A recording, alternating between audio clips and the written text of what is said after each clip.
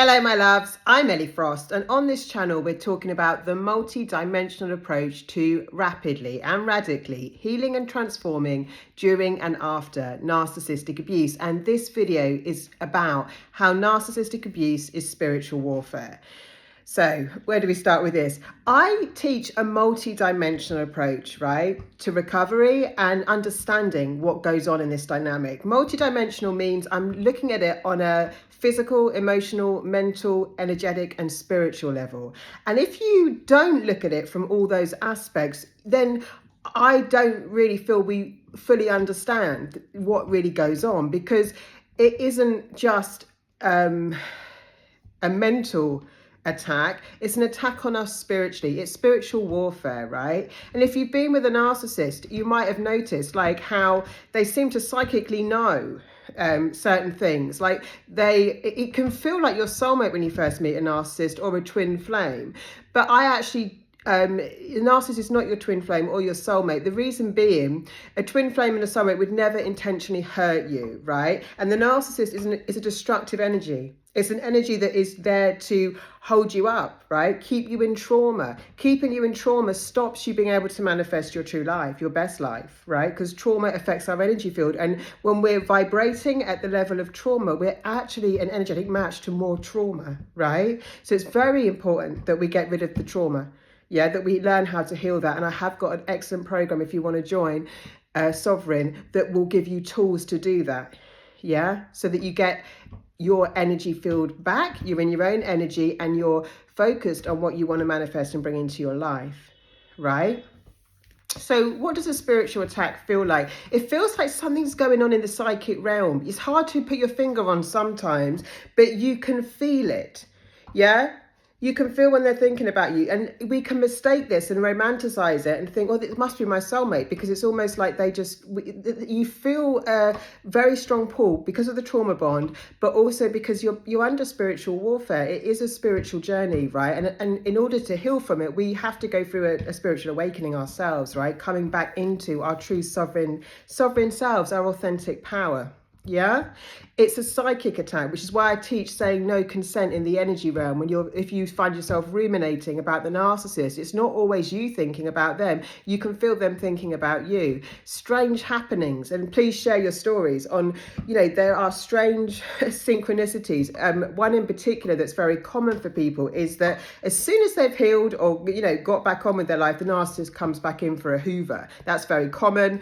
Or when you're at your lowest and your worst, they'll suddenly show up. They can feel your energy. They can feel when your energy is down, and they can feel when you're about to release them, right? And they'll come back in at those times. And there's lots of other synchronicities. And because it's going on spiritually and psychically, we can mistake those synchronicities and think, oh, it's because they're our soulmate, right? Because it feels like a soulmate. Because when the narcissist is love bombing you, they're literally mirroring back what you want as a soul. Like they are faking being your soulmate or your twin flame a lot of the time, right? But it's not that. Narcissists are destructive energies. Now, it's not just a personality disorder.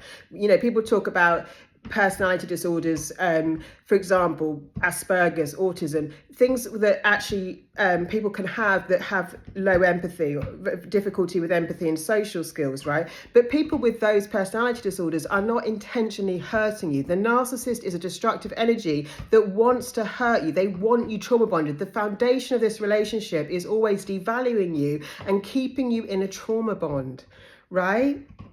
So it's not the same as those other personality disorders, because even though people might have difficulties with those conditions in socially interacting and showing empathy, right, they're not intentionally trying to hurt their victims. They're not trying to hurt in the way that a narcissist is a destructive energy, yeah, working in the spiritual realm and the energetic realm as well as in the physical realm. And that is the thing to know, right?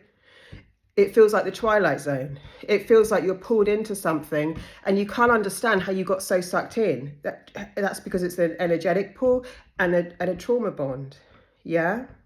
They know things. They know how to pretend to be the person you want them to be, but they can't sustain it, right? Love bombing doesn't have to be a big gesture. It's just when they're holding up the illusion. They're master manipulators when they're holding up that illusion of who you want them to be rather than who they really are.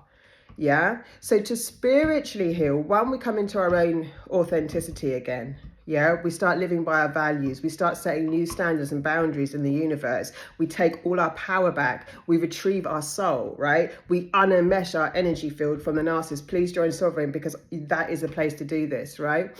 And we spiritually evolve ourselves into our true essence, our true authentic power. The biggest loss in this relationship is the loss of self. We lose ourselves. We don't know who we are anymore. We've often, maybe we've done a reactive abuse. We've been triggered so much. We've come so far from ourselves. We're not living in alignment with our values and standards. We're not living in alignment with our desires and dreams, right?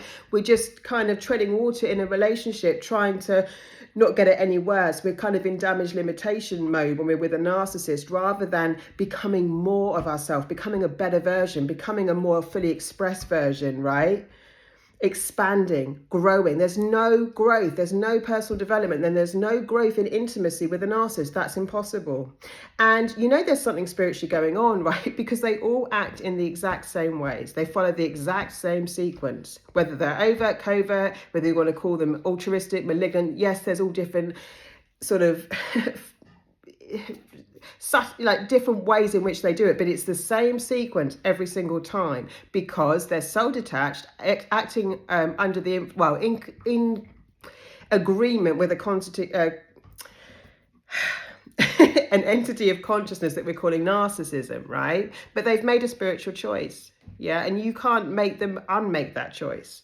They'd have to go into their own spiritual awakening. And I've done other videos on how does karma work with this, and how does, you know, other things. If you want other things on the spiritual aspects of it, just comment below and I'll make more videos to go over those things, because it's important to understand they're acting with an entity of consciousness that we're calling narcissism, but they've chosen that and they're plugged into that consciousness. So they follow the exact same sequence, which is love bomb, devalue, hoover, discard. And again, love bombing doesn't have to be a big gesture. It's just when they're providing the illusion of who you want them to be. And discard doesn't have to be a final discard. Being passive aggressive, ignoring you, disappearing, all of that counts as minor discards, right?